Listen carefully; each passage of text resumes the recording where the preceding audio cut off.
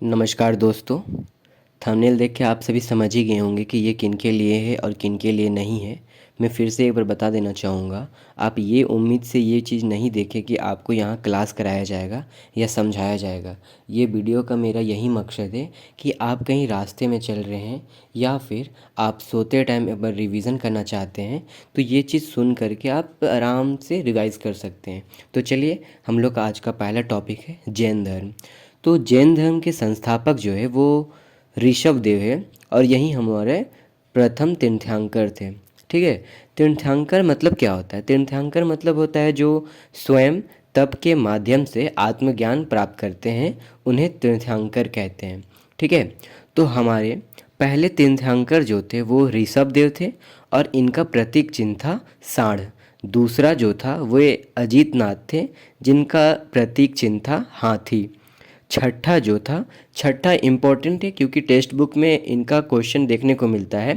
तो छठा जो था वो पद्म प्रभु थे और इनका प्रतीक चिन्ह था कमल। 23वें जो थे वो पार्श्वनाथ थे और इनका प्रतीक चिन्ह था सर्प का फन। 24वें महावीर स्वामी, जो कि बहुत इम्पॉर्टेंट है, और इनका प्रतीक चिन्ह शेर। तो देखिए, जैन धर्म के जो 23वें तीर्थंकर थे पार्श्वनाथ, इन्हें झारखंड के समेत शिखर पर ज्ञान की प्राप्ति हुई और ज्ञान प्राप्ति के बाद इन्होंने 4 नियम बताया कि हिंसा नहीं करना चाहिए किसी के प्रति, सदा सत्य बोलना चाहिए, चोरी नहीं करना चाहिए, संपत्ति नहीं रखना चाहिए। ठीक है। और पार्श्वनाथ जो है वे महावीर स्वामी से लगभग 250 वर्ष पहले हुए थे। ठीक है। अब चलिए महावीर स्वामी के कुछ उनके बारे देख लेते हैं जो इम्पोर्टेंट है। तो जैन धर्म के 24वें और अंतिम तीर्थंकर कहे जाते हैं महावीर स्वामी जी को। ठीक है। इन्हें जैन धर्म का वास्तविक संस्थापक भी कहा जाता है। महावीर स्वामी का जो जन्म हुआ था वो 540 ईसा पूर्व में कुंडल ग्राम वैशाली में हुआ था, जो बिहार में है। ठीक। महावीर स्वामी के पिता का नाम, अब देखिए ध्यान से आप अपने आप में रिकॉल करते रहिएगा। पिता सिद्धार्थ, माता त्रिशला, भाई नंदीवर्धन, पत्नी यशोदा, पुत्री प्रियदर्शनी और दामाद कौन थे? जमाली थे। ठीक है। इतना क्लियर। अब चलिए आगे। महावीर स्वामी जी के पिता कुंडल ग्राम के ज्ञात्रिक वंश के राजा थे। ठीक है। ज्ञात्रिक वंश के राजा थे और महावीर जी का बचपन का नाम वर्धमान था। इन्हें जेना के नाम से भी जाना जाता था। ठीक।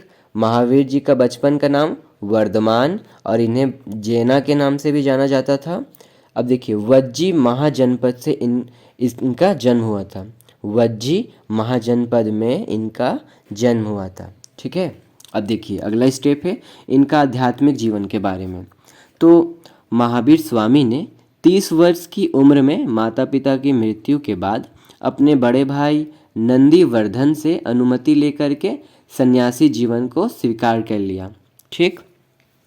12 वर्ष के कठिन तपस्या के बाद महावीर स्वामी जी को यजुपलिका नदी के तट पर साल वृक्ष के नीचे तपस्या करते हुए ज्ञान की प्राप्ति हुई और ज्ञान प्राप्ति को कैवल्य कहा गया, है ना। और इसी समय से स्वामी जी को पूज्य, बंधनहीन और विजेता कहलाए। मतलब देखिए, अरहत जिसका मतलब पूज्य होता है, निर्ग्रंथ जिसका मतलब होता है बंधनहीन, और जिन जिसका मतलब होता है विजेता। तो इनका ज्ञान प्राप्ति के बाद इनको ये कहा जाने लगा। महावीर स्वामी जी ने अपने उपदेश प्राकृत भाषा में दिए हैं। इन्होंने पहला उपदेश राजगीर में दिया और अंतिम उपदेश पावापुरी में। पहला उपदेश राजगीर में और अंतिम पावापुरी में।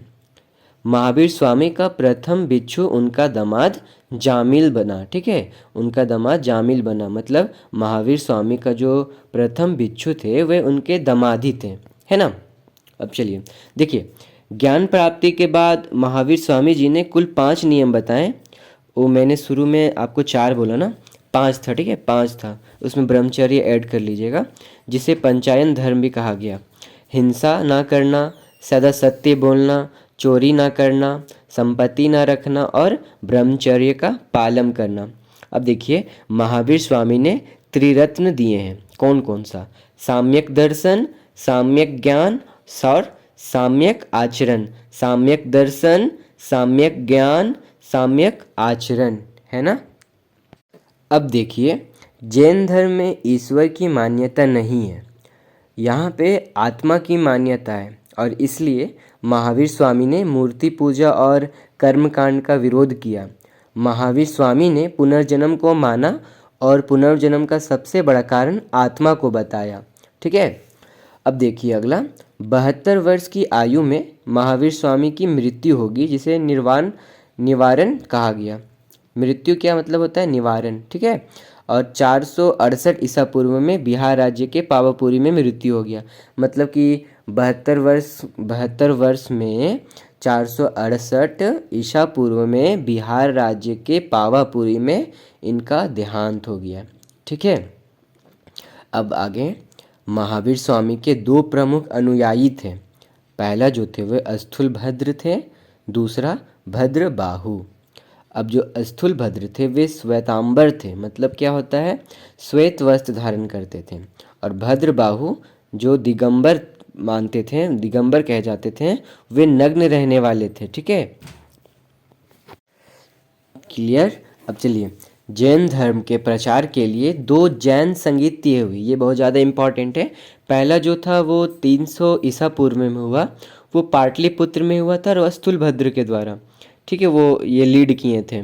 और द्वितीय जो हुआ था वो 6ठी शताब्दी, बोले तो 512 ईस्वी में वल्लभी में हुआ था, गुजरात में। ठीक है। और क्षमा श्रवण इसको लीड किए थे।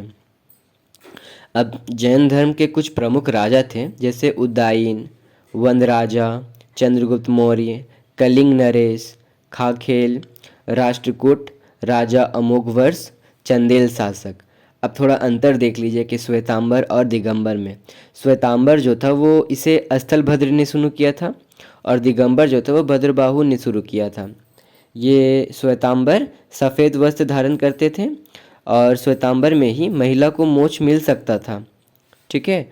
और 19वें तीर्थंकर मलिबनाथ जो थी वो महिला थी, और इनके अनुसार महावीर स्वामी विवाहित थे। और दिगंबर में देखिएगा, इसे भद्रबाहु ने शुरू किया। यहाँ निर्वस्त्र रहते थे, महिला को मोक्ष नहीं मिलता था। और 19वें तीर्थंकर मलिनाथ पुरुष थे, है ना। इनके अनुसार महावीर स्वामी विवाहित नहीं थे, है ना। जैन साहित्य से देख लेते हैं अब हम लोग। देखिए, जैन साहित्य को आगाम कहा जाता है। आगाम का अर्थ होता है सिद्धांत। तो इसमें 12 अंग थे, 12 उपांग थे, 10 प्रकीर्णन, 6 छेद सूत्र, 4 मंगल सूत्र। देखिए, प्रमुख जैन मंदिर देख लेंगे जो कि इम्पोर्टेंट है। मौर्य काल में मथुरा जैन धर्म का प्रमुख केंद्र था। मौर्य काल में मथुरा जो था वो जैन धर्म का प्रमुख केंद्र था। मथुरा कला का संबंध जैन धर्म से है। ठीक है। कर्नाटक के चामुंड शासकों ने श्रवणबेलगोला में विशाल बाहुबली की मूर्ति, गोमतेश्वर की मूर्ति का निर्माण करवाया। तीसरा पॉइंट, मध्य प्रदेश में चंदेल शासकों ने खजुराहो में जैन मंदिर का निर्माण करवाया। खजुराहो ने मध्य प्रदेश में चंदेल शासकों के द्वारा। ठीक है। और राजस्थान वाला जो कि इम्पॉर्टेंट है, राजस्थान के माउंट आबू में दिलवाड़ा के प्रसिद्ध जैन मंदिर है। ठीक है।